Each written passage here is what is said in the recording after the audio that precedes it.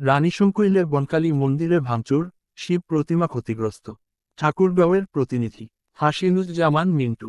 ঠাকুরগাঁওয়ের রানীশংকৈল পৌরসভার ৯ নম্বর ওয়ার্ডের মহলবাড়ি এলাকায় অবস্থিত সনাতন ধর্মাবলম্বীদের উপাসনালয়ে শ্রী শ্রী বনকালী মন্দিরে ভাঙচুরের ঘটনা ঘটেছে।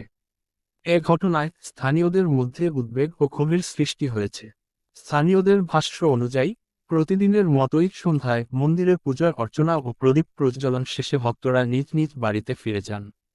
পরদিন সকাল প্রায় 10টার দিকে গণেশচন্দ্র নামে এক ব্যক্তি তার 2 সন্তানকে সঙ্গে নিয়ে মন্দিরে গেলে অস্বাভাবিক কিছু দেখতে পান।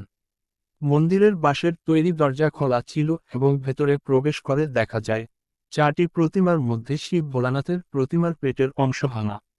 সেখানে আগুনে পোড়ানোর চিহ্ন ও ছাই পড়ে থাকতে দেখা যায়। ঘটনার বিষয়টি তাৎক্ষণিকভাবে মন্দিরের জমির মালিক জোনাকুকে জানানো হয়।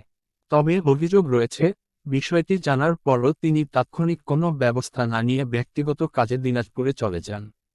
পরে রাত 10:30টার দিকে ঘটনাটি এলাকায় ছড়িয়ে পড়লে স্থানীয়দের মাঝে চাঞ্চল্যের সৃষ্টি হয়। খবর পেয়ে গণমাধ্যম কর্মীরাও ঘটনাস্থলে পৌঁছান। এ ঘটনায় কারা জড়িত, সে বিষয়ে এখনও নিশ্চিত কোনো তথ্য পাওয়া যায়নি। স্থানীয়রা দ্রুত তদন্ত করে দোষীদের শনাক্ত ও আইনের আওতায় আনার দাবি।